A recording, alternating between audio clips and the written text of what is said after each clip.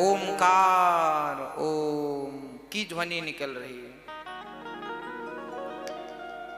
अब विचार करिए कि जब इंसान चींटी के चलने की ध्वनि रिकॉर्ड करने का यंत्र बना सकता है, तो परमात्मा क्या आप सोच क्या रहे हैं उसका यंत्र नहीं बना सकते? वो परमात्मा है, वो है जिसने तुम्हें बनाया है, तो उनके लिए असंभव क्या है? सब कुछ पॉसिबल है, सब कुछ संभव है उनके लिए। तो भगवान सबकी जानते हैं। चार थे सुभिज्ञ और भगवान स्वानैव राजते इति स्वराट। स्वराट मतलब जिन्हें किसी से प्रकाश लेने की जरूरत ना पड़े, स्वयं प्रकाशित हो, उन्हें स्वराट कहते हैं। भगवान सूर्य और चांद को भी प्रकाश देते हैं, इनसे प्रकाश लेते नहीं हैं। वो भगवान है करोड़ों सूर्य को प्रकट करने वाले, भगवान जो करोड़ों सूर्य को प्रकट करने की सामर्थ्यता रखते हैं, उन्हें भगवान कहते हैं। वो भगवान स्वराट। अच्छा,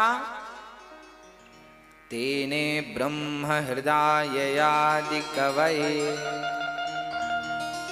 जो ब्रह्मा जैसों की बुद्धि को भी मोहित कर देते हैं, जिनके पास ब्रह्मा जैसों की बुद्धि का भी नियंत्रण है। जो ब्रह्मा जी आदि कवि है ना, सबसे पहले, हाँ, ऐसे ब्रह्मा भी भगवान को जानने में समर्थ नहीं है, असमर्थ हैं। मुह्यन्त यत् सूरयः, भगवान की भगवत्ता को ब्रह्मा भी जल्दी से समझ नहीं पाते। भगवान सबकी समझ से परे है।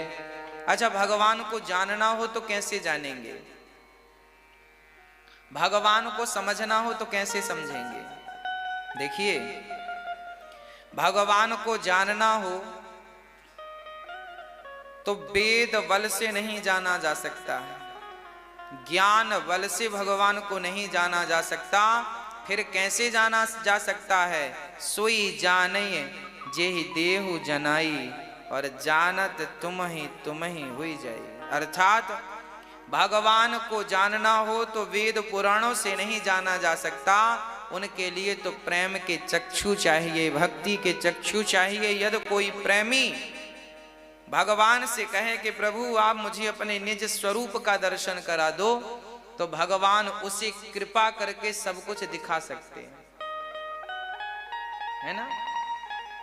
प्रेम के बल पर भगवान रीझ जाते हैं।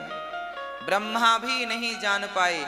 यदि भगवान को ब्रह्मा मोहित ना होते तो ब्रजवासी और बछड़ों का हरण क्यों करते? एक बार ब्रह्मा जी भगवान के ब्रजवासी और बछड़ों को चुरा कर ले गए थे कि देखूं ये भगवान है या नहीं, भगवान की परीक्षा ली थी। यदि उन्हें पता होता कि कृष्ण भगवान है तो परीक्षा क्यों लेते? और परीक्षा ली मतलब संदेह था, मतलब भगवान को तो ब्रह्मा भी नहीं जान पाए, इंद्र भी नहीं जान पाए। पानी बरसाया इंद्र ने, उन्हें यही तो लगा था ये सामान्य ग्वाल बाल है, तब तो इंद्र ने पंगा लिया और ब्रह्मा जी ने भी लिया। परंतु भगवान तो वो हैं जिसे कोई जान नहीं सकता। एक सज्जन ने हमसे कहा, महाराज जी ये बताओ कि भगवान ने ये सृष्टि क्यों बनाई है, संसार क्यों बनाया है? एक गाना भी लोग गाते हैं, दुनिया बनाने वाले ये काहे को दुनिया बनाई, है ना। दुनिया बनाने वाले काहे को दुनिया बनाई, क्या तेरे मन में समाई, ऐसा लोग कहते हैं। क्यों बनाई भगवान ने दुनिया? अच्छा ये बताओ, दुनिया नहीं बनाई होती भगवान ने तो हमें कैसे पता चलता कि, देखो कथाओं में कितना सुख है, भगवान के चिंतन में, भगवान की चर्चा में, भगवान के कीर्तन में, बिहारी जी के दर्शन में, वृंदावन धाम में कितना सुख है, कितना आनंद है। यदि यदि दुनिया नहीं बनाई होती तो बताओ ये सुख हमें कैसे मिलता, है ना। अब किसी ने कहा भाई कंप्यूटर क्यों बनाया गया है, क्यों बनाया गया है? काम को सरल करने के लिए कंप्यूटर बनाया गया है। काम को सरल करने के लिए ना बनाया गया है। भाई मशीन क्यों बनाई गई है? काम को तेजी से और आसान करने के लिए मशीन बनाई गई है। उसी प्रकार ये संसार बनाया गया है। अच्छा, अब ये प्रश्न खड़ा हुआ कि जब संसार नहीं था तब हम सब कहां थे? तब कहां थे हम जानते हो? तब हम लोग गौलोक धाम में थे, बैकुंठ में थे। हम सब बैकुंठवासी हैं, हम सब गौलोकवासी हैं ऑलरेडी। पर हम संसार में क्यों आए? इस संसार में भगवान ने हमें भेजा है, जाओ 25, 50, 100 साल जरा पृथ्वी लोक में जाकर हमारा ध्यान करो। भाई देखो ना, मंदिर में 4 कोने होते हैं। कभी हम इस कोने में खड़े होकर दर्शन करते हैं बिहारी जी का, तो कभी उस वाले कोने में खड़े हो जाते हैं। इस कोने का अलग अलग आनंद है, उस कोने का अलग आनंद है ना। कभी कभी सामने खड़े हो जाते, सामने से देखेंगे आज ठाकुर जी को। जगन्नाथ मंदिर कभी गए आप लोग? जगन्नाथ भगवान को आप सामने खड़े होकर देखेंगे तो देख ही नहीं पाएंगे।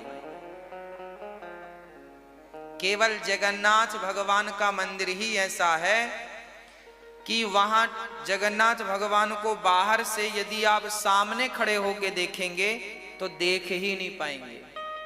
फिर कहां से देखना पड़ता है? थोड़ा किनारे से, इस तरफ से, है ना। दरवाजे की जो चौखट है, गरुण स्तंभ, जगन्नाथ जी भगवान मंदिर के सामने गरुण स्तंभ है जहां ज्योत जलती रहती है। गरुण स्तंभ के भी पीछे एक दरवाजा है। उस दरवाजे, वो चौखट दरवाजा है ना, दरवाजे के किनारे जाकर के दरवाजे पत्थर में हाथ ऐसे लगा के ऐसे झांक कर देखोगे तब जगन्नाथ जी स्पष्ट दिखते हैं। बीच से देखेंगे तो दिखेंगे नहीं। चैतन्य महाप्रभु ने भी वैसे ही देखा था, पत्थर से चिपक के, तो इतना प्रेम जागा, इतना प्रेम उमड़ा कि उनके हाथ उस पत्थर में धस गए, अर्थात उनके प्रेम से पत्थर पिघल गया था। आज भी वो पत्थर वहां पर है। जिस पत्थर पर श्री चैतन्य महाप्रभु खड़े थे, वो पत्थर पिघल गया और उनके चरणों के निशान पत्थर पर अंकित हो गए। आज भी वो पत्थर वहां पर है। तो क्या अर्थ है? सामने से नहीं, थोड़ा किनारे से, किनारे से देखने का अपना आनंद। अच्छा, मंदिर में जब आप अंदर घुस जाते हैं जगन्नाथ जी भगवान के, जब आप गर्भगृह में घुस जाते हैं तब तो फिर वहां और आनंद है। पर वहां धक्का मुक्की ज्यादा है, आप खड़े नहीं हो सकते। आप 1 मिनट मतलब 60 सेकंड खड़े नहीं हो सकते। पीछे वाला जरूर आगे की तरफ कर देगा और आगे वाला फिर इस तरफ कर देगा, चलो बाहर। सब अपना देखो, अंदर के दर्शन में भी आनंद है और बाहर से दर्शन में भी आनंद। उसी प्रकार कभी हम लोग बैकुंठ में रह के भगवान का दर्शन करते थे, उसका भी एक आनंद था। कभी हम गौलोक धाम में रहकर भगवान का दर्शन करते थे, उसका भी एक आनंद था। अब मृत्यु लोक में आकर भगवान ने कहा चलो यहाँ दर्शन करके बताओ तो जाने। यहाँ भगवान हमारे संग लुका छिपी खेल रहे हैं। हम लोगों को भी ना मैया जी, ओ मेरी माँ, हम लोगों के साथ ना भगवान लुका छिपी खेल रहे हैं। आपने कभी खेला है बचपन में लुका छिपी? खेला? हमने तो बहुत खेला है। 8-10 लोग इकट्ठे हो जाते थे और 10 छिप जाते थे और एक ढूंढता था। पहला ये, दूसरा ये, तीसरा ये, चौथा ये, पांचवा ये, छठा ये, और उसके देखे बिना किसी ने उसको पकड़ लिया तो फिर वो दाम देगा। हाँ, पकड़ लिया। भगवान का भी कभी कभी मन होता है भक्तों के संग खेलने का। गोलोक धाम में तो साथ साथ थे, बैकुंठ में भी साथ साथ थे। भगवान बोले चलो खेलने चलें। अच्छा ये बताओ, आप रहते घर में हैं, सोते घर में हैं, खाते घर में हैं, पर खेलते घर में नहीं है। खेलने के लिए अलग जगह चाहिए बड़ी सी। हम लोग गांव में जाते थे खेलने, जिसका घर खाली हो उसके घर में घुसते थे, उसके घर में खेलते थे। वो भले गाली देता रहे पर खेलेंगे तेरी घर में।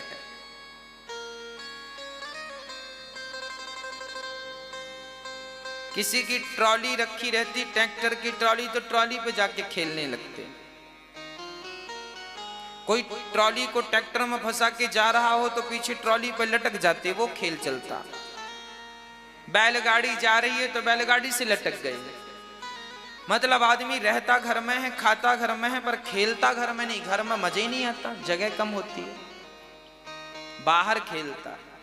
उसी प्रकार भगवान रहते तो देखो, हम लोग कभी गोलोक धाम में थे, बैकुंठ में थे, हम सब भगवान के निज धाम पर थे। परंतु भगवान ने कहा चलो खेल खेलने चलते हैं। तो खेलने के लिए भगवान ने ये संसार को बनाया है, ये दुनिया बनाई है। लोग कहते हैं ना दुनिया क्यों बनाई? भगवान भक्त के संग खेलने के लिए ये दुनिया बनाते, प्रपंच। भगवान हमारे संग लुका छिपी खेल रहे हैं। गोलोक धाम में भगवान,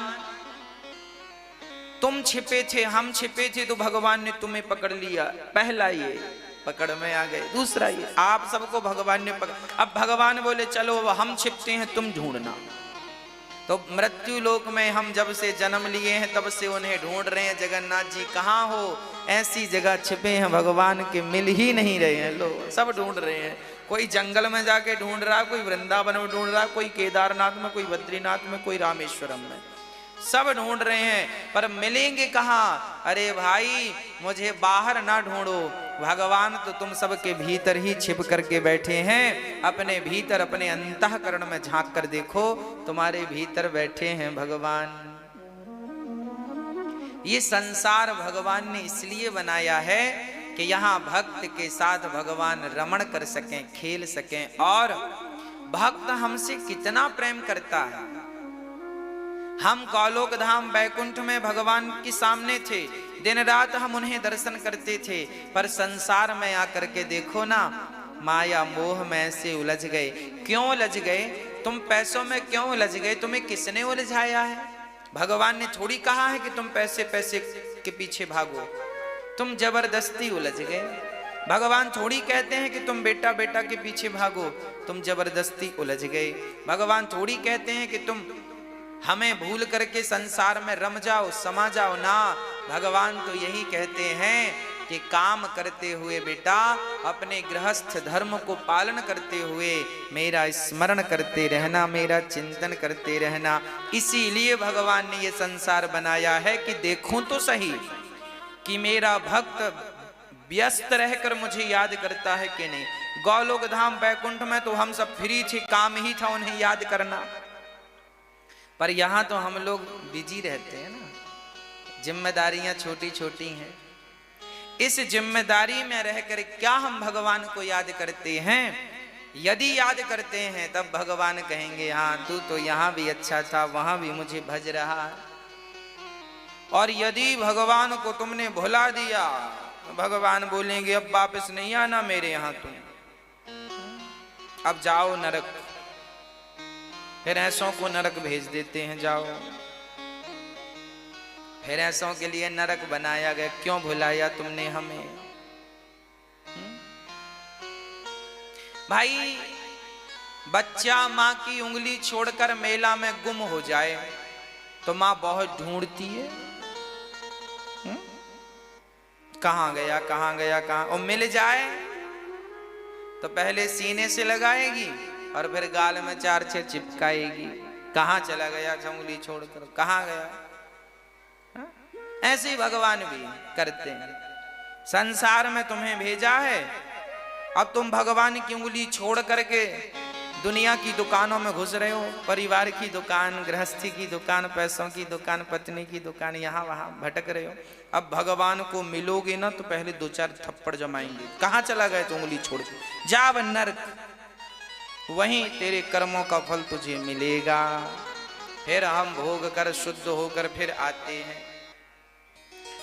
तो कोई आपसे पूछे कि भगवान ने संसार क्यों बनाया, तो भगवान भक्त और भगवान दोनों ही अपने आनंद को बढ़ाने के लिए, अपनी लीलाओं को प्रकट करने के लिए ही भगवान ये संसार को बनाते हैं,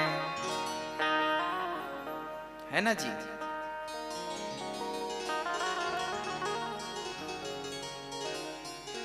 तेजो वारि मृदाम यथा विनिमयो यत्र त्रिसर्गो मृषा।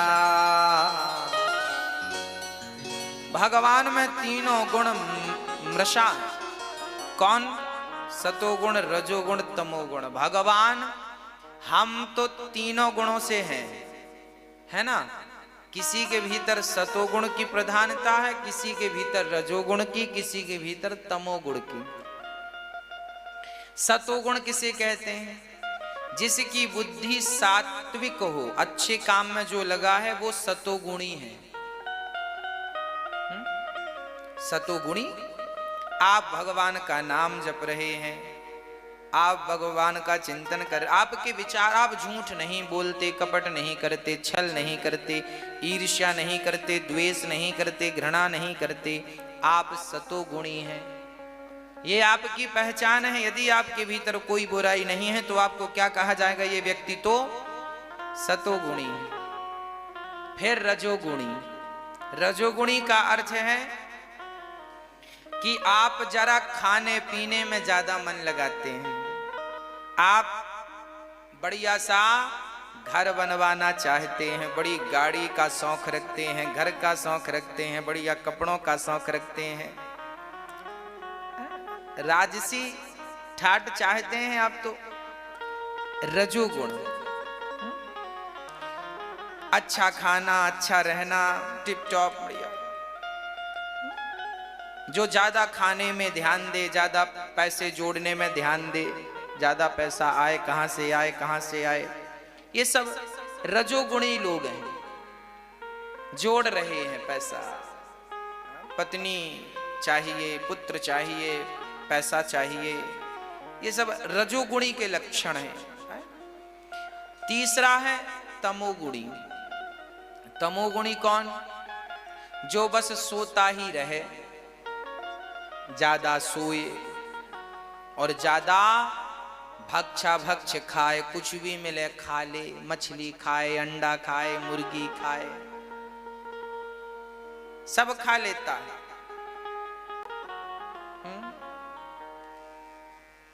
ऐसा व्यक्ति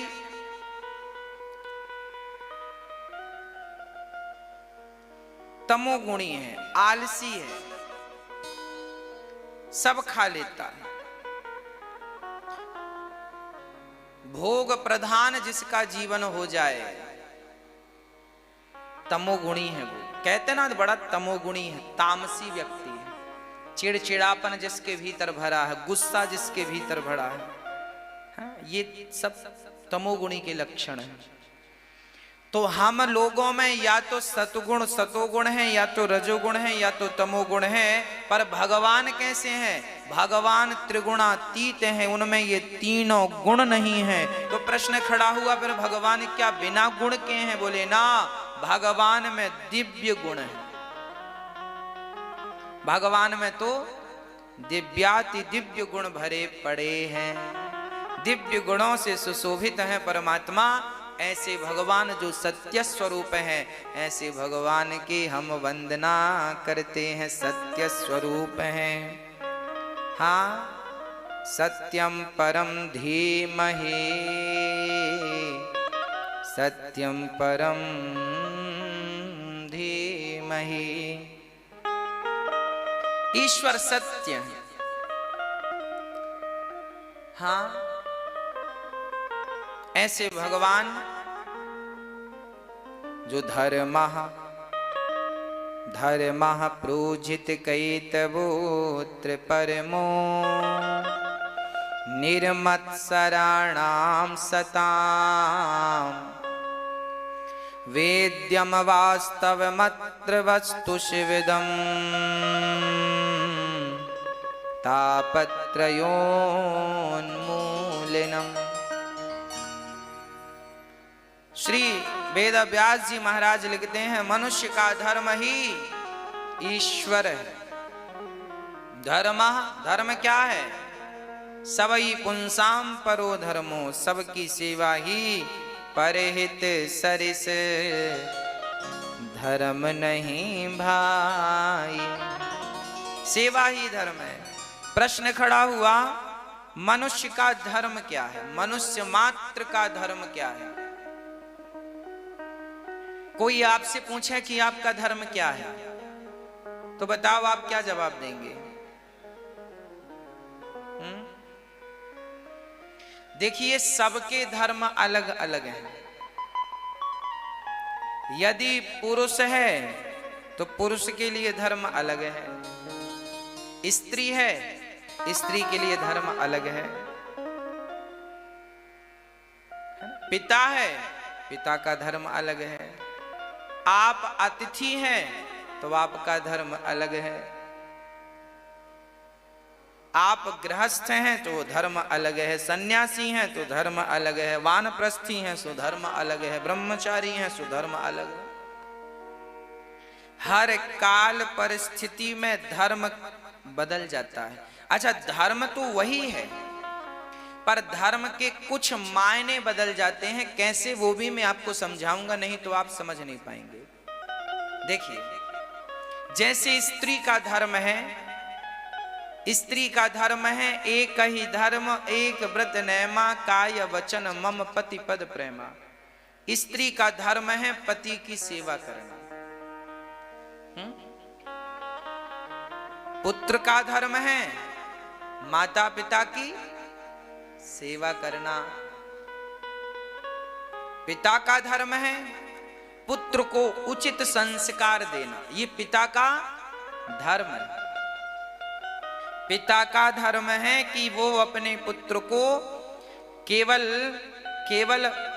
इंग्लिश मीडियम में पढ़ाकर डिग्रियां बस ना दिलाए।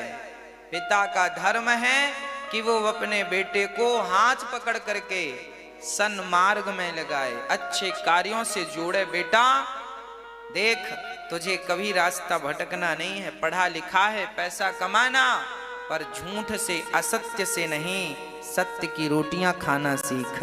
ये पिता ही बेटे को सिखाकर जाए कि तुझे कभी गलत करके रोटियां नहीं कमानी, सदा सत्य के मार्ग में चलना है। तो ये पिता का धर्म है कि वो अपने बेटे को सन्मार्ग पे चलने चलाने की प्रेरणा दे। अब देखो, हम आपके घर में आए हैं मेहमान बनकर, तो हमारा धर्म अलग है और आपका धर्म अलग है। आपके लिए धर्म हो गया अतिथि देवो भव। जब आपके घर कोई मेहमान आता है तब आपका धर्म है कि आप उसकी सेवा करें भगवान जानकर। और जब आप किसी के घर मेहमान बनकर गए हैं तो आप भी बड़ी शालीनता से व्यवहार करें। ये आपका धर्म है ना। मतलब समय काल परिस्थिति पर आपको ये देखना पड़ेगा कि आप किस सिचुएशन में हैं, किस स्थिति में हैं, और आपको उस समय किस धर्म का पालन करना। क्या आपका धर्म है ना। किसी की जान ले लेना धर्म है कि अधर्म है, ये बताओ। हाँ, अधर्म है। देखो, आप सब कह रहे अधर्म है, पर देखिएगा अभी थोड़ी देर बाद आप क्या कहते हैं। एक चेला गुरुजी के पास गया, गुरुजी मैंने 70 मर्डर किए हैं। चेला गया गुरुजी के पास, गुरुजी मैंने 70 मर्डर किए हैं, बताओ मेरा उद्धार कैसे होगा। गुरुजी डर गए, राम राम कहीं 71वां मेरा ना कर डाले। इसे तो बताना ही पड़ेगा। तो गुरुजी ने एक काला झंडा दिया, सूखा बांस का डंडा दिया, बोला जा चारों धाम की यात्रा में जिस तीर्थ में तेरा काला झंडा सफेद हो जाए और सूखा बांस हरा हो जाए, समझ लेना कि तेरे पापों से भगवान ने तुझे मुक्त कर दिया। चेला गुरु की आज्ञा का पालन करने चलो। हाँ, अब झंडा लकड़ी पर और चला, सारे तीर्थों का भ्रमण किया। सारे बड़ा हैवी था, 70 मर्डर ऐसी थोड़ी किए होंगे उसने। एक बार वो जंगल से गुजर रहा था, तभी उसने किसी लड़की की आवाज सुनी। तुरंत दौड़ा दौड़ा गया, देखा तो 10 लोग उस लड़की को पकड़ करके उसकी इज्जत लूटने का प्रयास कर रहे थे। अब इसने कहा कि राम राम राम राम। वो 10 लोग थे, दुष्ट लोग 10 थे। वो लड़की चिल्ला रही थी बचा लो बचा लो। इसे बड़ी दया आई और इसने सोचा कि देखो 10 80 70 मर्डर किए हैं तो अभी तक झंडा लिए घूम रहे हैं, और यदि हमने इस लड़की को बचाया तो 10 और मर्डर करने पड़ेंगे, इनको मारना पड़ेगा तब तो बचेगी वो। तो इसे लगा कि अब लो 70 का तो अभी तक लिए घूम रहे हैं, 10 का और चढ़ जाएगा। तो उसने सोचा सुनो, जैसे 70 वैसे ही 80। उसने वहां मोटी सी लकड़ी उठाई और बड़ा दमदार था, उसने एक एक लकड़ी जमाई और लोगों ने लड़ाई की। वो 10 थे ना, 10 को उसने मिट्टी पे मिला दिया और उस लड़की की रक्षा के लिए 10 से लड़ गया और 10 को मार डाला। और मार कर उसको, लड़की को बंधन से खोलकर कहा बेटी बता तू कहाँ की है, मैं तुझे कहाँ छोड़कर आऊं। उसने कहा धन्यवाद आपका, मैं चली जाऊंगी, पास के गांव में रहती हूँ, ये दुष्ट मुझे पकड़ कर ले आए थे, भगवान आपका भला करे। आशीर्वाद देकर वो लड़की वहां से गई। और इसने जब अपने बांस को देखा और झंडे को देखा तो झंडा सफेद हो गया था और बांस भी हरा भरा हो गया था। दौड़ा दौड़ा गुरुजी के पास गया, गुरुजी चमत्कार हो गया। गुरुजी ने कहा बेटा तेरा झंडा और तेरी लाठी तो हरी हो गई, बोल कौन से तीर्थ में नहाया। तो बोला गुरुजी जैसे ही 70 वैसे ही 80 तीर्थ में नहाया, सो मेरा काम बन गया। जैसे 70 वैसे ही, अब 70 तो है ही पाप लगा, 80 और ना सही। तो जैसे 70 वैसे ही 80 तीर्थ में नहाया, सो झंडा ठीक हो गया। गुरुजी ने कहा क्या बोल रहा है। बोला गुरुजी एक लड़की को लोगों ने पकड़ रखा था, देखा नहीं गया, मैंने उसकी लाज बचाई, उसकी जान बचाई, तो देखो भगवान ने मेरा बांस हरा कर दिया। अब गुरुजी समझ गए कि बेटा तूने आज तक किसी का बुरा ही बुरा किया है, आज पहली बार तूने किसी का भला किया, तो उस भलाई से तेरे सारे पाप भगवान ने समाप्त कर दिए। देखिए मर्डर करना पाप है, पर उस लड़की के लिए उसने मर्डर किया तो वही मर्डर करना उसके लिए पुण्य बन गया कि नहीं। तो धर्म की परिभाषा समय समय पर बदल गई कि नहीं, हाँ या ना। अभी तो आप कह रहे थे मर्डर करना पाप। सत्य के लिए अपनी बाजी भी लगा देना धर्म है। दुशासन ने भरी सभा में जब द्रौपदी के केस पकड़े थे, उस समय उस दुशासन को मार देना ही धर्म था, पर उस दुशासन को ना पितामह ने मारा, ना गुरु द्रोणाचार्य ने मारा, ना पांडवों ने मारा, ना धृतराष्ट्र ने मरवाया। मार देना ही धर्म था, शकुनी को मार देना ही धर्म था, दुर्योधन को मार देना ही धर्म था। एक दुर्योधन मर जाता तो महाभारत के विनाश से लाखों लोग बच जाते। एक के मर जाने से लाखों बच रहे हैं, तो एक को मार देना ही तो धर्म है। बोलो, एक को मार देना धर्म है। इसलिए उस एक व्यक्ति को मार देना चाहिए जिस व्यक्ति से अधर्म बढ़ रहा है, समूल नष्ट कर देना चाहिए उसका।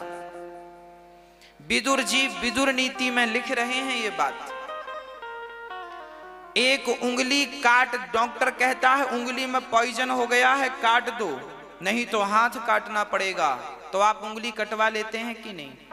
उंगली को काटने से यदि संपूर्ण हाथ की रक्षा हो रही है तो उंगली कटवा देना चाहिए। एक हाथ को कटवा देने से संपूर्ण शरीर की रक्षा हो रही है तो उस हाथ को कटवा देना चाहिए। एक व्यक्ति के मार देने से संपूर्ण परिवार की रक्षा हो रही हो, उस व्यक्ति को मार देना चाहिए।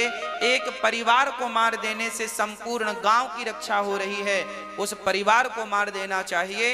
एक गांव को नष्ट करने से समूचे जिला की रक्षा हो रही है, उस गांव को नष्ट कर देना चाहिए। एक जिला के नष्ट कर देने से एक राज्य की रक्षा हो रही है तो उस राज्य को नष्ट कर देना चाहिए। और एक राज्य को नष्ट कर देने से यदि संपूर्ण देश की सुरक्षा हो रही है तो उस राज्य को नष्ट कर देना चाहिए। और एक देश को नष्ट कर देने से संपूर्ण पृथ्वी की रक्षा हो रही है तो पाकिस्तान जैसे देश को नष्ट कर देना चाहिए, है ना? ये हम नहीं कह रहे हैं, विदुर जी विदुर नीति में लिख रहे हैं। देखिए हमारे यहाँ की ये नीतियां, हमारे यहाँ न्यायपालिका ऐसी नहीं थी। हमारे यहाँ तुरंत न्याय होता था, तुरंत। ये नहीं कि 3-3 महीने केस चल रहे हैं, 4-4 साल केस चल रहे हैं, कई बार तो आदमी मर जाता है तो भी केस चलता रहता। ऐसी पद्धति, ऐसी हमारा भारत और हमारे वेद पुराण कैसे थे, हमारे कानून कैसे थे पहले जरा समझिएगा। तुरंत न्याय होता था। दुर्योधन ने गलत किया ना, तुरंत न्याय हुआ, सर्वनाश हुआ कि नहीं? महाभारत हुआ ना, न्याय हो गया, पांडव राजा बन गए, सारे दुष्ट खत्म। जिन जिन लोगों ने द्रौपदी की साड़ी अपनी आंखों से खिंचते हुए देखी है, सबका नाश हुआ, यही न्याय था। पराई स्त्री को तुम निर्वस्त्र देखने का भाव रख रहे हो, उस दुष्ट को तुमने मारा क्यों नहीं? दुशासन को तुम में ताकत थी, पितामह भीष्म तो मार देना था ना। गुरु द्रोणाचार्य जी आप क्यों चुप बैठे रहे? मार देते ना। पर जब नहीं मारा और गलत का सपोर्ट किया तो देखो उस जमाने का न्याय क्या था। महाभारत हुआ और उस महाभारत में भगवान ने देखा, उस समय भगवान थे। अब आप कहेंगे भगवान के सामने गलत हुआ, भगवान के सामने गलत हुआ तो तुरंत महाभारत हुआ। साल 2 साल 10 साल 20 साल के भीतर न्याय हो गया और समूचे कौरवों का सर्वनाश हो गया। पहले का न्याय कैसा था?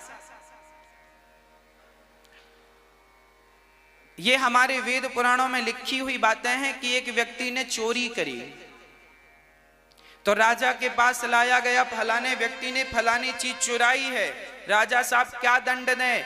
राजा ने 3 दिन का समय दिया अपने मंत्रियों को, जाओ ये आदमी चोर है या नहीं, इस बात की पुख्ता जानकारी दो। मतलब 3 दिन के अंदर सिद्ध करो कि ये चोर है या नहीं। 3 दिन बाद जब वो व्यक्ति चोर साबित हुआ तो राजा ने तुरंत सजा दी, 3 दिन बाद इसके दोनों हाथ काट लिए जाएं यहां से, क्योंकि इन हाथों से चोरी की। हाँ, हाथ काट लिए गए। पहले का न्याय ऐसा था, मैंने चोरी की तो मेरे हाथ काट लिए जाएं, ताकि मेरे हाथ काट लेने से करोड़ों लोग डर जाएंगे कि चोरी करोगे तो हमारा भी यही परिणाम होगा। एक व्यक्ति के हाथ कटने से संपूर्ण देश की चोरियां रुक जाएंगी कि नहीं? डर के कारण। भय बिनु हो ही न प्रीत रामचरितमानस में ये हमारा पहले का न्याय था, पहले कानून ऐसे थे। और अब के कानून बड़े लेजी हैं, सालों साल घिसटते रहते हैं छोटे छोटे से केस, है ना। पहले हमारे देखिए भारत, आप ये मत समझिएगा कि आज ही आप लोग पढ़े लिखे हैं, आपसे ज्यादा पढ़े लिखे हमारे भारत में पहले होते थे। वो कितने पढ़े रहे होंगे जिन्होंने आगरा का किला बनाया है? क्या बिना पढ़े लिखे बना दिया? आज के पढ़े लिखे तो बना नहीं सकते। वो इंजीनियर भी भारत के थे, वो मजदूर भी भारत थे जिन्होंने बनाया है ताजमहल। कोणार्क मंदिर की वो घड़ी भी भारतीय वैज्ञानिकों ने बनाई थी 1400 साल पहले। कोणार्क मंदिर अभी नए 10 के नोट में उसका चित्र भी बना है। तो क्या हमारे यहां शिक्षा नहीं थी? आज ही ये बच्चे कहते हैं हम पढ़े लिखे हैं, मम्मी पापा को कहते हैं आज के बच्चे तुम्हारे जमाने की बातें नहीं है, तुम नहीं पढ़े, हमने ज्यादा पढ़ा। अरे भाई, तुम्हारे बाप दादों ने जो पढ़ा है ना, वो तुम आगे 100 साल बाद भी नहीं पढ़ सकते। तुम्हारी अनपढ़ दादी और तुम्हारी अनपढ़ नानी घड़ी देखकर समय नहीं बताती थी बेटा। तुम्हारी अनपढ़ दादी और अनपढ़ नानी सूर्य की प्रकाश को देख करके, सूर्य की छाया को देखकर बता देती थी कि कितने बज के कितने मिनट हो गए हैं। पूछ लेना अपनी नानी दादी के जमाने में घड़ी नहीं होती थी, परछाई नाप के लोग बता देते थे कितने बजे। वो बिल्कुल एग्जैक्ट, परफेक्ट। तो मेरे भाई, मेरी बहनों, मेरी माँ, शिक्षा हमारे यहां प्राचीन समय से थी, चली आ रही, पुरानी है, कोई आज की नहीं है। इसलिए अब आप ये देख लीजिएगा कि आपका धर्म क्या है। समय समय पर परिभाषाएं बदलती रहती हैं।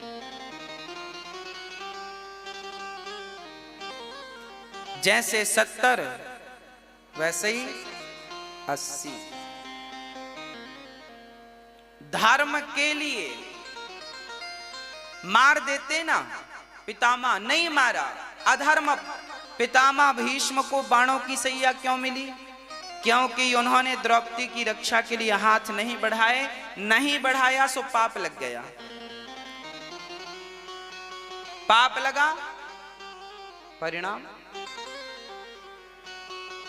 पहले का न्याय अच्छा था, हाथ काट दिए जाते थे चोर के। मैंने पढ़ा, आपने श्रवण का नाम तो सुना ही होगा। श्रवण का नाम तो जानते हैं ना? आप श्रवण को तो जानते हैं, पर आप शायद श्रवण के माता पिता को नहीं जानते। आज हम आपको बताएंगे कि श्रवण के माता पिता कौन थे। श्रवण के माता पिता अयोध्यावासी थे। श्रवण के जो पिता थे, ये एक साहूकार थे, सेठ। ब्याज से पैसे देते थे, किराने की दुकान थी। इनके घर पर एक महिला झाड़ू पोंछा करने आती थी। घटना अयोध्या। ये श्रवण के माता पिता हैं, जरा बहुत ध्यान से सुनिएगा। एक सेठ जी थे, सेठ जी के यहाँ एक स्त्री आती थी झाड़ू पोंछा करने। तो सेठ जी उस स्त्री को देखते रहते थे और वो स्त्री भी सेठ को देखती थी। दोनों एक दूसरे को देखे और दोनों में प्यार व्यार हो गया और दोनों जन रहने लगे साथ में। तो जो उस काम वाली बाई का जो पति था, उसे पता चला कि मेरी पत्नी फलाने सेठ के साथ रहने लग गई है, उसके संग ज्यादा समय व्यतीत करने लगी है और मेरी पत्नी अब संबंध भी उससे बनाती है। तो ये व्यक्ति अयोध्या के राजा के पास गए। उस समय अयोध्या के राजा दशरथ जी के पिता हुआ करते थे। आज है ना, उनके पास ये बात पहुंची उनके पास जब बात पहुंची तो उन्होंने बुलाया, सेठ को बुलाया और बाई को बुलाया, यहां आओ। राजा ने कहा क्यों, तुम इसके साथ रहती हो? सेठ से कहा तुम इसको गलत निगाहों से देखते हो। अब वो सेठ डर गया, वो बाई भी डर गई। हाँ महाराज, हमसे गलती हो गई, ये बड़ी सुंदर है, हमारा मन चला गया। अब वो काम वाली बाई का पति बोला, देखो महाराज, मेरी पत्नी को फलाने व्यक्ति ने, सेठ ने अपना लिया, अब मेरे बच्चे हैं छोटे छोटे, मेरा तो घर बर्बाद हो गया। जब इनका अपराध इन्होंने स्वीकार कर लिया तब राजा ने दंड दिया। अब बताओ ऐसों को क्या दंड मिलना चाहिए? तब राजा ने आज्ञा दी कि इन दोनों ने ये गलती इसलिए की है क्योंकि इन दोनों ने एक दूसरे को देखा है, इसलिए दोनों की आंख फोड़ दी जाए, यही इनका दंड है। तो राजा ने उस बाई की और उस सेठ की आंख फोड़वा दी। ये तो न्याय हो गया। क्या हो गया? ये न्याय। और उसके कामवाली के पति ने कहा अब मैं इस महिला को, इस स्त्री को पत्नी के रूप में स्वीकार नहीं करूंगा, वो तो चला गया। अब राजा ने विचार किया कि यदि ये दोनों हमारे राज्य में रहेंगे तो इनको देखकर कल किसी और की निगाहें ना बिगड़ जाए। इसलिए राजा ने उन दोनों अंधा अंधी को अपने राज्य से निकालकर बहुत दूर भिजवा दिया जंगल में। जाओ, दोबारा राज्य की सीमा में दिखाई मत पड़ना, नहीं तो मृत्यु दंड देंगे। तुम जैसों का दर्शन कोई करेगा तो कहीं उसकी बुद्धि भ्रष्ट ना हो जाए। देखिए न्याय क्या था। कहीं एक आदमी के कारण पूरा समाज ना बिगड़ जाए, इसलिए दंड क्या था पहले के जमाने में, क्या न्याय था। राजा ने वहां से विदा कर दिया। अब वो दोनों जंगल में रहने लगे, एक कुटिया बनाकर सरयू नदी के तट पर। चूंकि सरयू घाघरा के नाम से जानी जाती है, पहले तो जंगल में से वो नदी बह रही थी, वहां रहने लगे। अब सेठ और ये बाई दोनों का मन शुद्ध हो गया। इन्हें बड़ा पश्चाताप हुआ कि राम राम, हमने कितना बड़ा अपराध किया। इन्हें अपनी गलती समझ आई और दोनों अब पति पत्नी की तरह रहने लगे और भगवान में मन लगा लिया। और जब भगवान में मन लगाया, निष्काम भाव से जब भगवान की भक्ति की, तो भगवान की भक्ति के बल पर भगवान ने इनके अपराध को माफ कर दिया। और इनके द्वारा, वो सेठ के द्वारा, वो बाई गर्भवती हो गई और उसके गर्भ से एक बालक पैदा हुआ जिसको आप और हम श्रवण कहते हैं। श्रवण कहते हैं।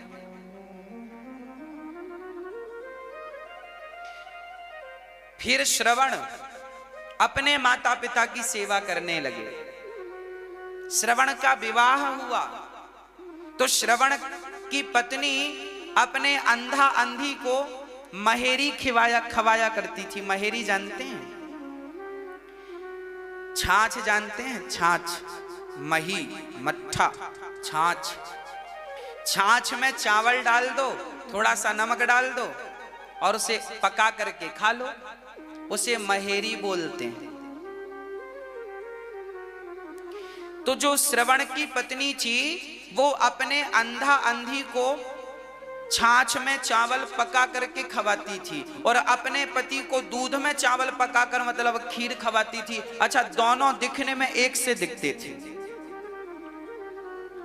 तो श्रवण के माता पिता सामने ही बैठ के खट्टी खीर खाते थे और ये मीठी खीर खाते थे।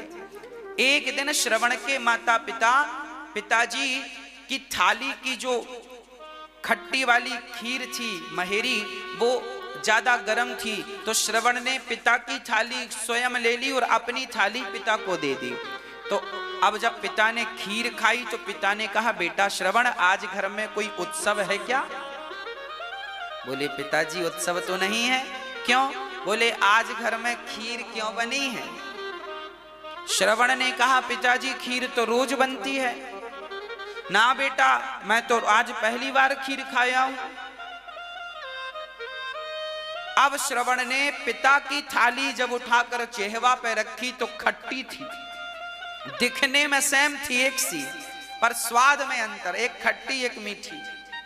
तब श्रवण अपनी पत्नी के पास गया तो उसने एक ऐसा घड़ा, ऐसा बर्तन बनवाया था कि जिसका मुंह तो एक था पर पेट दो थे।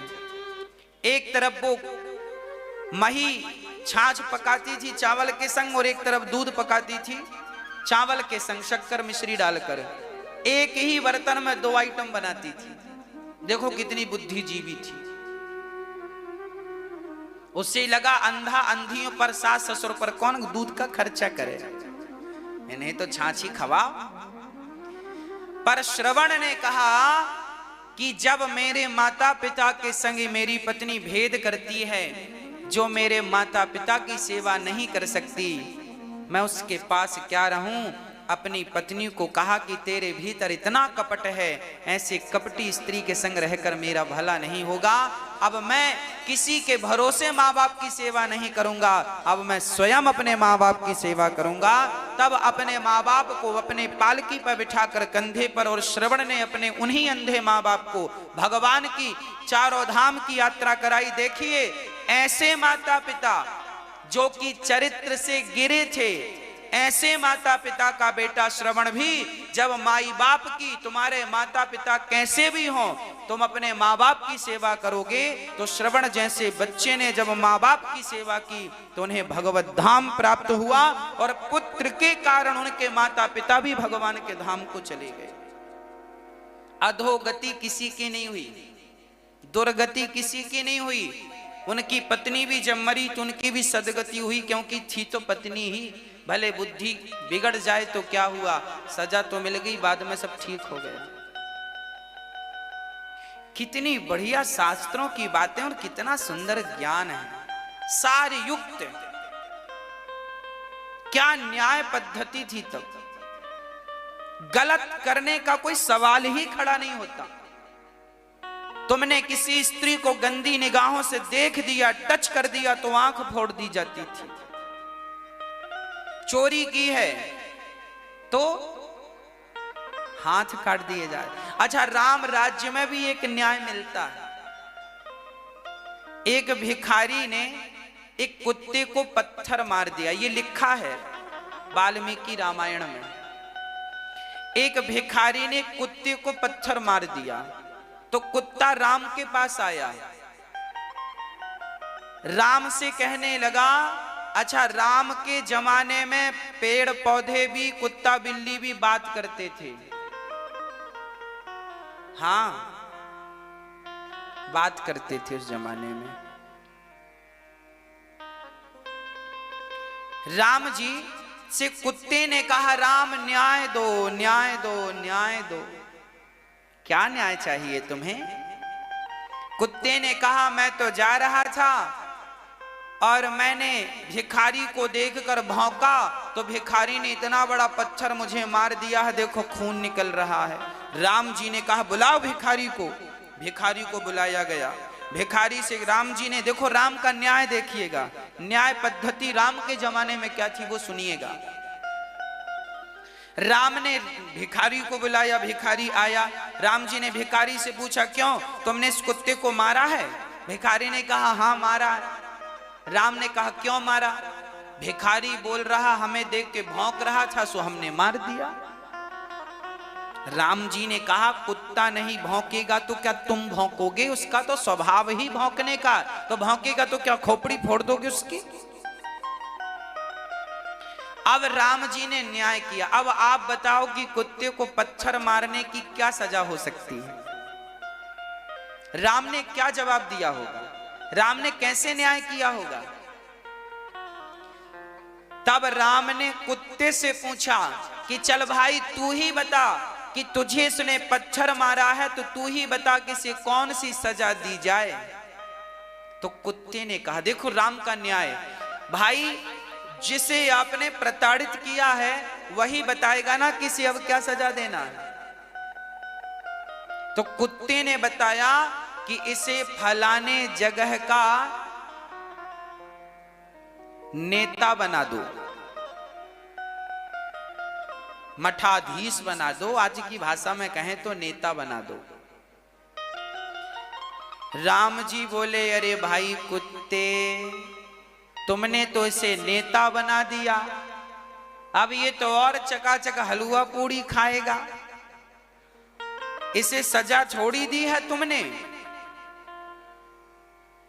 तब कुत्ता बोला, राम जी, आज मैंने इसे जो नेता बनाया है ना, पिछली बार मैं भी वहीं का नेता था, पर नेता बनकर मैं दूसरों का हक खाता रहा, दूसरों का अधिकार खाता रहा, दूसरों के नाम पे पैसे आए तो खुद खा लिया, खाता रहा, तो मैं पाप के कारण कुत्ता बना।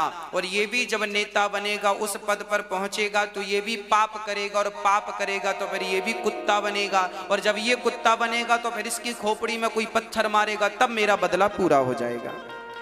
इसलिए अभी इसे नेता बनाओ, बाद में अपने से फिर कुत्ता बन जाएगा। क्योंकि जो व्यक्ति गलत करता है, जो व्यक्ति गलत करता है उसे तो फिर भोगना ही पड़े, गलत ना करे तो फिर बनने की जरूरत ही नहीं है।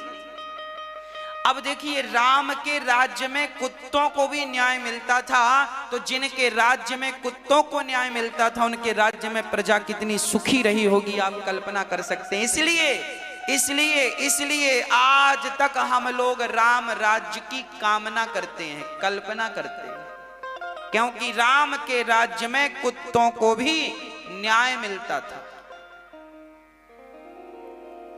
और आज के जमाने में आदमियों को, इंसानों को न्याय नहीं मिलता। हाँ,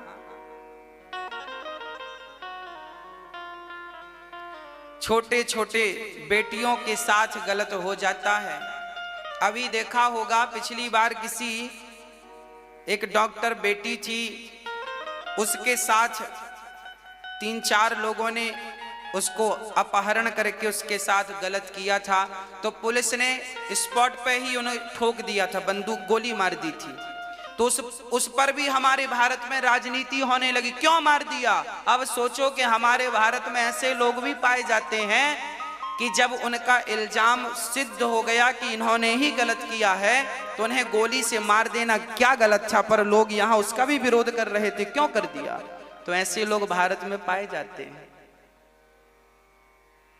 अब न्याय तो यही था कि तुमने गलत किया है सो तुरंत मरो, कहां लटके रहोगे कोर्ट कचहरी में, फालतू पैसा खर्च होगा सरकार का तुम्हारे चक्कर में। एक बार तुमने किसी को, उन्होंने आग लगा दी थी, उस लड़की को मार करके आग लगा दी थी, तो उन्हें बिल्कुल गोली से मारना ठीक न्याय था।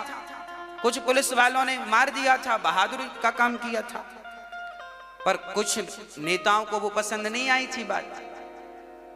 अब देख लो, हमारे यहां न्याय पद्धति अच्छी थी, गलत होए तो सजा तुरंत, इससे क्या होगा, डर पैदा होगा।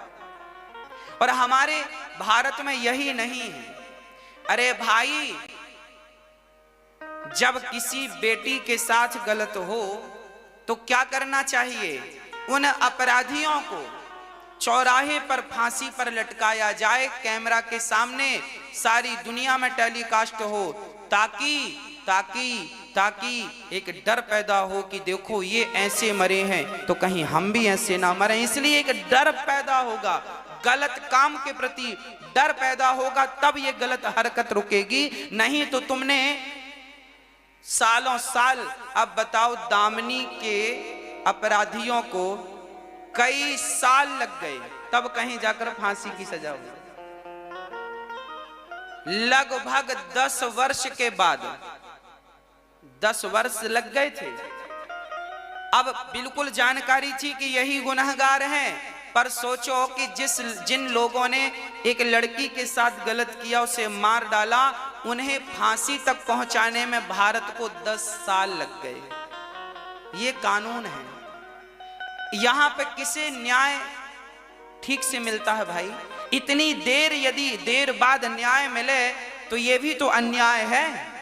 अरे सही समय पर न्याय ना मिले तो वो न्याय भी अन्याय है। का वर्षा जब कृषि सुखानी, न्याय तो तुरंत होना चाहिए ना, अधिक से अधिक 6 महीने के भीतर न्याय।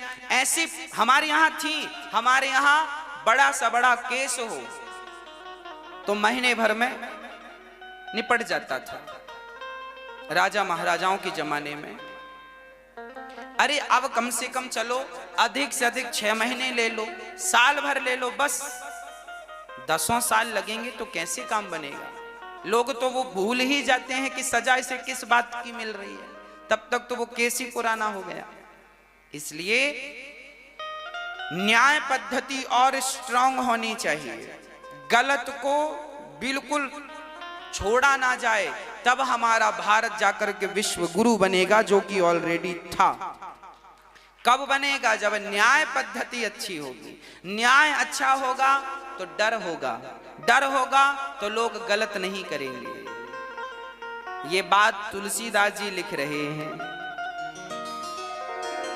विनय न मानत जलधि जड़, गए 3 दिन बीत, बोले राम सकोप तब, भय बिनु होहि ना प्रीत। भय बिनु होहि न प्रीत, भय के बिना प्रीति नहीं होती। इसलिए भय जरूरी है, भय का वातावरण जरूरी है। बच्चों को भी माँ बाप का भय होना चाहिए। जो बच्चे माँ बाप से निर्भय हो जाते हैं वही बच्चे रास्ता भटक जाते हैं, और जिनको माँ बाप का भय होता है वो कभी रास्ता नहीं भटकते, याद रखिएगा। बच्चों पर भी माँ बाप का भय बना रहना चाहिए। 2-4 जमाते रहो, आंख दिखाते रहो, ताकि आपका भय बच्चों को बना रहे, नहीं बिगड़ जाएंगे। मनुष्य का धर्म क्या है? अंत में सार यही निकला कि सेवा ही मनुष्य का धर्म है। गोस्वामी जी लिख रहे हैं, परहित सरिस धर्म नहीं भाई। और धर्म की एक व्याख्या गोस्वामी जी और कर, गोस्वामी जी ने धर्म की 3 व्याख्याएं की। पहली व्याख्या गोस्वामी जी लिख रहे हैं, परहित सरिस धर्म नहीं भाई, पर पीड़ा सम नहीं अधमाई। दूसरी व्याख्या, धर्म न दूसर सत्य समाना, आगम निगम पुराण बखाना। तीसरी, सत्य ही धर्म है, ये दूसरी व्याख्या गोस्वामी जी तीसरी लिख रहे हैं। दया धर्म का मूल है, पाप मूल अभिमान, तुलसी दया न छोड़िए, जब तक घट में प्राण। दया धर्म का मूल है, पाप मूल अभिमान, तुलसी दया न छोड़िए। दया ही मनुष्य मात्र का धर्म है, इसलिए दया का भाव सदा हृदय में बना रहे। दया नहीं छोड़नी चाहिए। तुलसी दया न छोड़िए, जब तक घट में प्राण। मनुष्य का धर्म है दया। जिस इंसान के भीतर दया नहीं, वो इंसान निर्दयी किस काम का है। इसलिए दया ही तो हमारा आभूषण है, सहनशीलता ही तो हमारा आभूषण है। हम भारतीयों की पहचान क्या है? हमारे भीतर जितनी दया पाई जाती है, किसी के भीतर इतनी दया। अरे दुनिया, पूरी दुनिया में 7 अरब लोग रहते हैं लगभग, पूरी दुनिया में 7 अरब लोग रहते हैं, जिनमें से केवल भारत के लोग ही चींटियों को दाना डालते हैं, चींटियों को आटा डालते हैं। हम वो लोग हैं जो चींटी के भी हित की कामना करते हैं। हाँ, हम वो लोग हैं जो अतिथि को भगवान मानते हैं। हम वो लोग हैं जहां स्त्री को हम देवी मानते हैं। हम समुद्र को देवता, नदी को माता मानते हैं। हम वो लोग हैं जो पीपल की पूजा करते हैं। आज लोगों को पता चल गया कि पीपल की सबसे ज्यादा जरूरत है, क्योंकि ऑक्सीजन वही देता है सबसे अधिक। 24 घंटे ऑक्सीजन देता है पीपल। आज लोगों को पीपल की वैल्यू पता चली। आज बड़े बड़े वैज्ञानिक कह रहे हैं पीपल लगाओ, वृक्ष लगाओ। और हमारे भारत में देखो, अनादि काल से वृक्षों की पूजा करने की परंपरा रही है। वृक्षों को काटने की परंपरा हमारे यहाँ नहीं रही। हमारे यहाँ वृक्ष लगाने की, आंवला नवमी को आंवला लगाने की, एकादशी को तुलसी लगाने की, हाँ, कार्तिक के महीने में, माघ के महीने में त्रिवेणी लगाने की, त्रिवेणी नीम, पीपल और वटवृक्ष, त्रिवेणी लगाने की परंपरा रही है। हमारे यहां वृक्ष लगाने की परंपराएं रही हैं। पर आज के साइंस ने इतनी तरक्की की कि साइंस की तरक्की के कारण प्रकृति को सबसे बड़ा नुकसान उठाना पड़ा।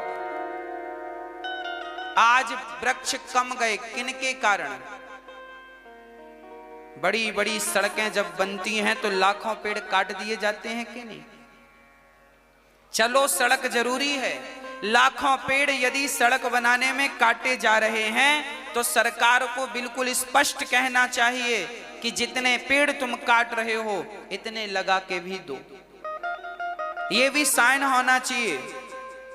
पर आज आपने देखी बड़ी बड़ी हाईवे बन गई, अच्छी बात है, हाईवे बनने चाहिए, देश की तरक्की हो। परंतु जितने पेड़ हाईवे बनाने में काटे गए, क्या उतने पेड़ अब हाईवे के किनारे मिलते हैं? यमुना एक्सप्रेसवे है, दिल्ली से लखनऊ जाता है। ये रोड जब बना था तो लाखों पेड़ काटे गए थे। और आज आप जाकर देख लीजिए कि यदि आपकी गाड़ी पंचर होगी कहीं यमुना एक्सप्रेसवे में, तो आपको कहीं पेड़ नजर नहीं आएगा कि आप उसकी छांव में बैठ के गिलास भर पानी पी लें। आ जाए तो बता दो।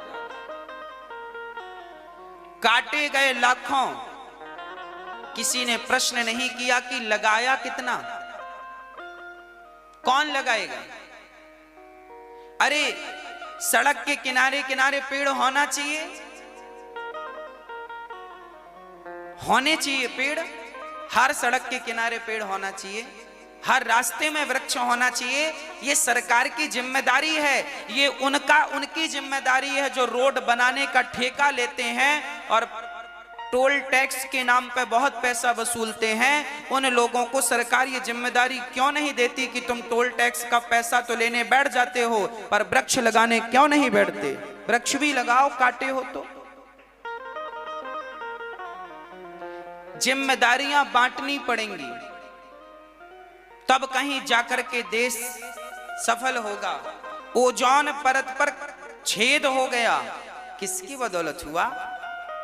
सामान्य व्यक्ति की बदौलत तो नहीं हुआ। वैज्ञानिकों के बड़े बड़े यंत्रों ने इतना प्रदूषण किया कि ओजोन परत पर छेद हो गया। अधिक विकास, व्यर्थ चीजों का विकास विनाश की ओर ले जा सकता है। इतने परमाणु बने हैं पूरी दुनिया में कि 7 बार पूरी पृथ्वी समाप्त की जा सकती है। अमेरिका के पास, हिंदुस्तान के पास, पाकिस्तान के पास, चाइना के पास, जापान के पास, टोटल पूरे मुल्क में, पूरी दुनिया में, पूरे ब्रह्मांड में जितने देश हैं, इतने परमाणु ऑलरेडी बन चुके हैं कि वो सारे फोड़ दिए जाएं तो 7 बार पृथ्वी का विनाश हो जाएगा। 7 बार। अब बताओ, 7 बार पृथ्वी का विनाश हो जाएगा। क्या इतने परमाणुओं की जरूरत थी? क्या इतने परमाणुओं की जरूरत थी? नहीं। फिर भी बने के नहीं बने, इनकी जरूरत नहीं थी। जो भी वैज्ञानिकों ने बनाया, परमाणु की क्या जरूरत थी? ऐसी खोज क्या करनी थी जिसके कारण पूरा देश समूल नष्ट हो जाए? ना, ऐसी तरक्की।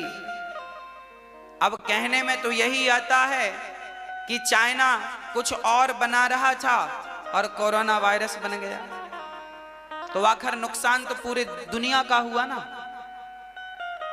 सबका नुकसान हुआ कि नहीं इस कोरोना से? कई लोग तो मारे गए बेचारे, भूख प्यास से मर गए। तो ऐसी रिसर्च करो ही क्यों जो प्राणी मात्र का सर्वनाश करने पर तुली हो। क्या करेंगे फिर सड़कें बना करके जब इंसान ही चलने वाला नहीं बचेगा? क्या करोगे ऐसी संरचना करके जब उसे भोगने वाला ही कोई नहीं बचेगा? क्या करोगे ऐसे एरोप्लेन बना के जब उसमें कोई बैठने वाला ही नहीं बचेगा? याद रखना, साइंस जितनी भी चीजें बनाती हैं उन सब की शोभा आपसे और हमसे है, इंसानों से। इंसान बचेगा तो सब रहेगा, इंसान ही नष्ट हो जाएगा।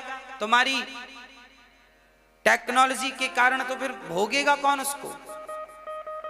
इसलिए यदि पेड़ काटे जाते हैं तो लगाने की भी जिम्मेदारी सरकार उन्हीं कंपनियों को दे जो रोड बनाती हैं। हाँ, और बहुत गंभीरता से इन चीजों को लेना होता है। दया ही हमारा धर्म है, दया कभी ना छोड़िए। जीव मात्र पर दया करना हमें सिखाया गया है। हम भारतवासी हैं, हम लोग युद्ध करते थे, महाभारत जैसे महायुद्ध हो गए, पर धनुष बाण से हुआ। हम धनुष बाण से लड़ने वाले लोग थे। धनुष बाण से ये फायदा था कि जिसको मारोगे वही मरेगा, और परमाणु से ये नुकसान है कि जिसको मारेगा वो तो मरेगा और लाखों लोग निर्दोष और मर जाएंगे। हाँ या ना? आज की पहले का धनुष बाण हम जिसे मारते थे उसी को लगता था। आज की मिसाइल फेंकी जाए तो निर्दोष लोग ज्यादा मरते हैं। मतलब पहले भी आविष्कार था, आज भी आविष्कार है। फर्क यह है कि पहले का आविष्कार विनाश नहीं करता था किसी का, आज का आविष्कार समूल विनाश करने पर तुला हुआ। हाँ, पहले भी वायु के वेग से चलने वाले रथ होते थे, पहले भी हवाई जहाज होते थे। रावण के पास पुष्पक विमान था पर प्रदूषण लेस था, कोई प्रदूषण नहीं था उसमें। आज भी विमान है पर सब प्रदूषण, सबसे ज्यादा प्रदूषण प्लान करते हैं, आपको पता है? हवाई जहाज, हेलीकॉप्टर, ये सबसे ज्यादा प्रदूषण करते हैं और यही सबसे ज्यादा ओजोन परत को नुकसान पहुंचाते हैं। पहले भी यात्राएं होती थी, ऐसा थोड़ी कि पहले यात्राएं नहीं, पर पहले इस बात का ध्यान रखा जाता था कि प्रकृति को नुकसान ना हो। आज इसका कोई ध्यान नहीं रखता कि प्रकृति को नुकसान हो रहा है कि नहीं हो रहा है। बाद में फिर रोने से क्या फायदा कि लोग छेद हो गए ओजोन परत में। पहले से ही समझना था ना, पहले से ध्यान रखना था।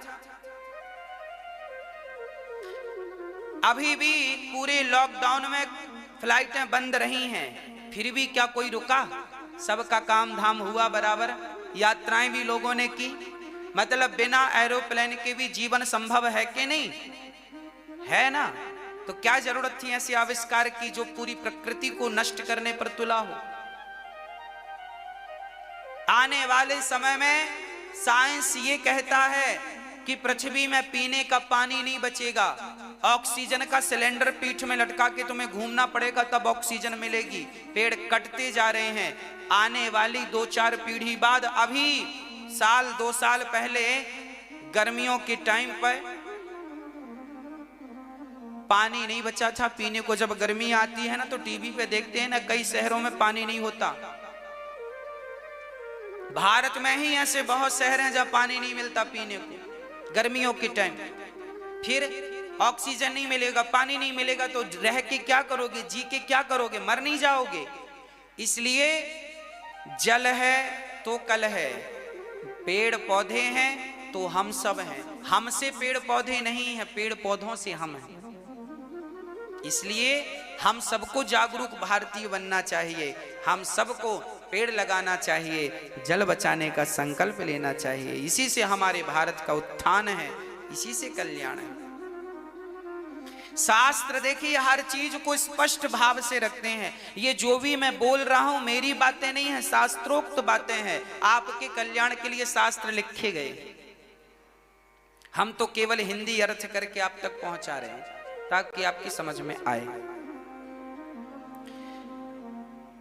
ईश्वर सगुण है या निर्गुण है, ये भागवत जी का प्रश्न है। ईश्वर सगुण भी है और निर्गुण भी है। अब आप कहेंगे कि सगुण कैसे, निर्गुण कैसे? हमारे भारत में आज भी ऐसे लोग हैं जो मूर्ति पूजा नहीं करते। हमारे भारत में आज भी ऐसे लोग हैं जो मूर्ति पूजा नहीं करते। कोई बात नहीं, देखिए आप पूजा करते हैं कि नहीं वो आपकी स्वतंत्रता है, हमें कोई लेना देना नहीं है। पर गलत तब होता है जब आप मूर्ति पूजा करने वालों को ताने मारते हैं, उन्हें पागल समझने लगते हैं।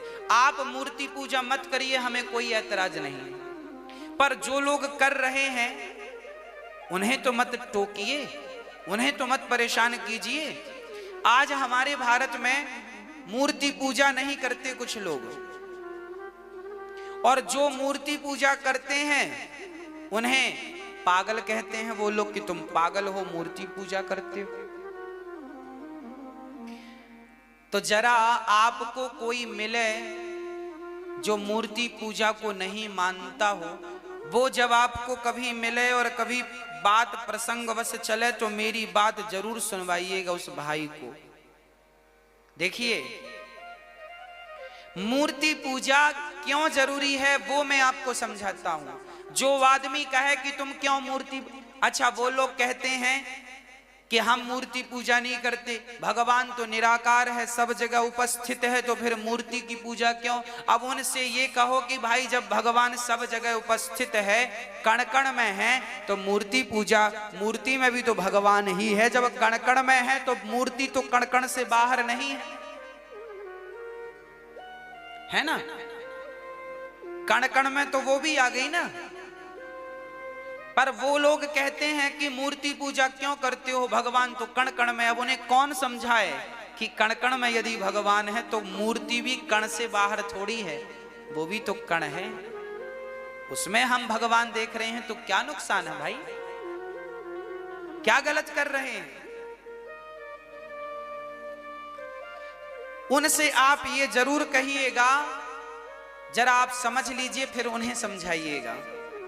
देखिए आपने अपनी मां का दर्शन किया है, अभी मैं आपसे कहूं कि चलो आप अपनी अपनी मां का चेहरा देखो, कैसी है आपकी मां। जरा इमेजिन करो कि आपकी मां, आप जरा देखो ध्यान करके, मां कैसी है आपकी, गोरी है कि काली है, कि आपकी मां जैसी हो आप देखो, उसका चित्र आपकी आंखों में आ रहा है कि नहीं?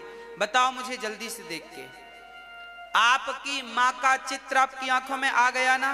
बोल देखो अपनी मां को, आ गया कि नहीं? हाँ या ना? बोलो हाँ कि ना?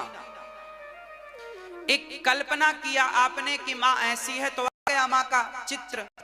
अब एक बात बताओ, जिस बच्चे ने अपनी मां को कभी देखा ही नहीं है, बचपन में मां मर गई थी, उस बच्चे से कहा जाए कि बेटा तुम अपनी मां को देखो, तो क्या वो मां को देख पाएगा? क्यों नहीं देखेगा? क्योंकि उसने कभी अपनी मां को देखा ही नहीं। भाई जब आप अपनी मां को देखेंगे तब तो उसकी आकृति बनाएंगे, भाव से इमेजिन करेंगे मां की स्वरूप का। देखा ही नहीं है तो किसका इमेजिन कर लेंगे, किसकी आकृति बना लेंगे? उसी प्रकार जैसे मां को देखा है तो फिर उसके ना रहने पर भी उसकी आकृति बनाई जा सकती है। देखा ही नहीं है तो आकृति किसकी बनाएंगे? तो हम लोगों ने बिहारी जी को देखा है कि ऐसे हैं बिहारी जी। हम लोगों ने जगन्नाथ जी को देखा है, जगन्नाथपुरी में जाकर के जगन्नाथ भगवान ऐसे हैं। अब वो हमारे सामने नहीं है तो भी हम उनकी आकृति बना सकते हैं, उनके भावों में डूब सकते हैं, उनका चिंतन कर सकते हैं, उनका ध्यान कर सकते हैं। और ये लोग, इनसे पूछो कि तुमने जब देखा ही नहीं जगन्नाथ जी को, बिहारी जी को, अपनी मां को, तो तुम चित्र किसका बनाओगे? ये कहते हैं हम निराकार की पूजा करते हैं। अरे भाई, साकार से ही तो निराकार तक जाया जा सकता है। मां को पहले आप देखेंगे तब तो बिना देखे उसका चित्र बनाएंगे। आप अपनी मां का चित्र बनवाएं किसी पेंटर से तो आप बताएंगे, वो पूछेगा आंख कैसी है, कान कैसे थे, मुंह कैसा था, वो आप बताते जाएंगे, वो स्केच करता जाएगा, बनाता जाएगा, एक कागज में मां का चित्र बना के दे देगा। अब मां को देखा ही नहीं है तो चित्र किसका बनवाओगे? जो लोग कहते हैं कि मैं मूर्ति पूजा नहीं मानता, अरे भाई, मूर्ति तो भगवान का एक मन लगाने का एक साधन है।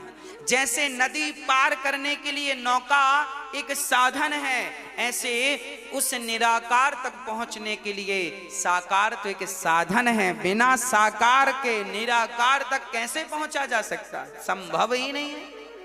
अब कोई डायरेक्ट आंख बंद करके निराकार की किसका ध्यान लगाएगा भाई? और यदि बिहारी जी का देखा तो आंख बंद कर बिहारी जी सामने आ जाएंगे, बस फिर वही बिहारी जी कण कण में देख लेना, वही तो है। हाँ, मां की छवि भी तो तब आएगी जब देखा होगा। तो देखिए, सीढ़ी से जाएंगे चढ़कर तो छत तक पहुंचेंगे। साकार तो सीढ़ी है, छत तो निराकार है। अर्थात उस निराकार तक पहुंचना हो तो साकार की सीढ़ियों का सहारा तो लेना ही पड़ेगा। ये हम नहीं कह रहे हैं, रामचरितमानस में लिखा है। क्या लिखा है? सगुण उपासक परहित निरत नीति दृढ़ ते नर प्राण समान मम जिनके तुझ पर प्रेम। सगुण उपासक, भगवान राम कह रहे हैं कि जिसके भीतर सगुण उपासना है, अर्थात मूर्ति पूजा। पहले कहीं मूर्ति पूजा नहीं होती थी, पर मूर्ति पूजा कब से शुरू हुई? बोले जब से प्रहलाद ने कह दिया कि इस खंबे पर भगवान है, और हिरण्यकश्यप ने प्रहार किया तो खंबे से नरसिंह प्रकट हो गए। तब से लोगों की आस्था जुड़ गई कि भगवान तो खंबे से भी प्रकट हो सकता है, तो चलो हम भी प्रार्थना करेंगे। प्रहलाद के लिए हुआ तो हमारे लिए भी होगा। तब से आस्था का केंद्र मूर्ति बन गई। मूर्ति में भगवान को देख लो, फिर वही परमात्मा को कण कण में देखने का अभ्यास करो। सिय राम मैं सब जग जानी, सब में भगवान के दर्शन का अभ्यास करो। क्या बुराई है? कोई मंदिर जाता है, आंख बंद करके परमात्मा का ध्यान कर रहा है, तो बुराई क्या है? पर कुछ लोग कहते हैं मूर्ति पूजा क्यों कर रहे हैं? अरे भाई, आप नहीं कर रहे हैं मत करिए, पर जो कर रहा है उसको मना करके पाप मत ला दिए सिर के ऊपर, घोर नरक जाओगे नहीं तो। हाँ, आपके पास भी जवाब होने चाहिए। कोई आपको जवाब प्रश्न करे, आपके भगवान को लेके कोई ऊंच नीच बात करे, तो आपको तुरंत उसका जवाब देना चाहिए, शास्त्रोक्त पुख्ता जवाब देना चाहिए। इसके लिए हम ये सारी बातें आपको सिखाते रहते हैं कि आपके जीवन में कोई ऐसी स्थिति उत्पन्न हो तो आप उत्तर दे सकें कि भाई हम ये करते हैं तो इसलिए करते हैं। बच्चा पहली बार स्कूल जाता है ना, तो मास्टर जी हाथ पकड़ के लिखवाते हैं का खा गा घा। उसके बाद जब वो लिखना सीख जाता है तो फिर हाथ पकड़ने की जरूरत नहीं पड़ती। उसी प्रकार जो भक्ति की क्लास में पहली बार एंट्री किया है, उसे तो मूर्ति पूजा बताई जाती है कि देख भगवान ऐसे हैं। जब उसका मन भगवान में लगता है तो फिर वो सर्वत्र देखने लगता है। खत्म, हाथ छूट गया। भाई अभ्यास तो करना ही पड़ेगा ना। पहले के जमाने में हारमोनियम नहीं हुआ करती थी, है ना। तानपुरा भी सबके पास नहीं हुआ करता था, और सा को पकड़ना होता था, कैसे पकड़ेंगे, है ना। अब सोचो कि हारमोनियम ना हो, कोई यंत्र ना हो, और फिर आपको सा पकड़ना हो, कैसे पकड़ेंगे। मतलब सा पकड़ने के लिए कोई सहारा तो चाहिए ना। भाई मैंने हारमोनियम का सा दबाया, सा सा, ये देखो मुझे यहां से सुर मिला, मैंने पकड़ लिया, तानपुरा मिल रहा। अब भाई मुझे सा पकड़ने के लिए कोई सहारा तो चाहिए कि नहीं। मैं पकड़ तो सकता हूं सा, संगीत का सा मैं पकड़ सकता हूं, पर मुझे तानपुरा चाहिए, हारमोनियम का सहारा चाहिए। उसी प्रकार परमात्मा कण कण में है, पर उस परमात्मा को कण कण से पकड़ने के लिए मुझे मूर्ति का सहारा तो चाहिए ना मेरे भाई। सहारा तो चाहिए, मूर्ति तो चाहिए। बिना सगुण के निर्गुण तक जाया ही नहीं जा सकता। और जब मैं सा पकड़ के अभ्यास कर लूंगा, जब मेरा बहुत अभ्यास हो जाएगा, बहुत हो जाएगा, फिर मुझे किसी यंत्र की जरूरत नहीं है, फिर मेरे गले से सा निकल जाएगा। सा अभ्यास से न तो कौन ते वैराग्यण चग्रह्यति, लिखा है गीता में। अभ्यास बहुत बड़ी चीज होती है भक्तों। इसलिए कोई डायरेक्ट नकार दे साकार को, गलत है, उसे पूर्ण ज्ञान नहीं है। हाँ, ज्ञान का अभाव है उसके लिए। जो साकार, मैं तो निराकार को भी समझता हूं, साकार को भी समझता हूं। साकार से ही निराकार तक पहुंचा जा सकता है। कोई निराकार को ही डायरेक्ट पकड़ के कहे तो वो तो केवल हवा में लाठी मारने जैसा हाल है उसका।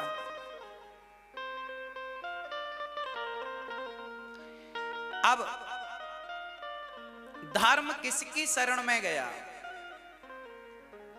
भगवान के अवतार धर्म सत्य की शरण में गया।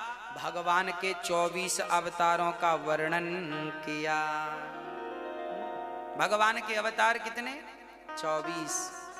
नारायण नारद हरि कपिल देव श्री राम, हंस हयग्रीव मोहिनी दत्तात्रेय सुखधाम, नरसिंह वामन व्यास जी ऋषभ देव कौमार, यज्ञ पुरुष धनवंतरी बुद्धि कल की अवतार। भगवान के 24 अवतार हैं। 24वां होगा, 23 अवतार हो चुके हैं। व्यास जी महाराज बड़े अशांत बैठे थे, तभी नारद जी का आगमन हुआ। नारद जी ने कहा व्यास जी बड़े उदास हैं, क्या हुआ? तब नारद जी से व्यास जी ने कहा मैंने 17 पुराण लिखे हैं पर शांति नहीं मिल रही। नारद जी ने कहा आपने अभी तक भागवत नहीं लिखी इसलिए शांति नहीं मिल रही है। भागवत की संरचना कीजिए, शांति निश्चित मिलेगी। और नारद जी के कहने पर आपने भागवत लिखना प्रारंभ किया। नारद जी बोले मैं दासी पुत्र था, पर भगवान से रिश्ता टूटा नहीं। अच्छा, किसी भी हाल में भगवान से रिश्ता ना तोड़िएगा, है ना। जो भगवान से रिश्ता नहीं तोड़ते वो किसी भी हाल में परेशान नहीं होते।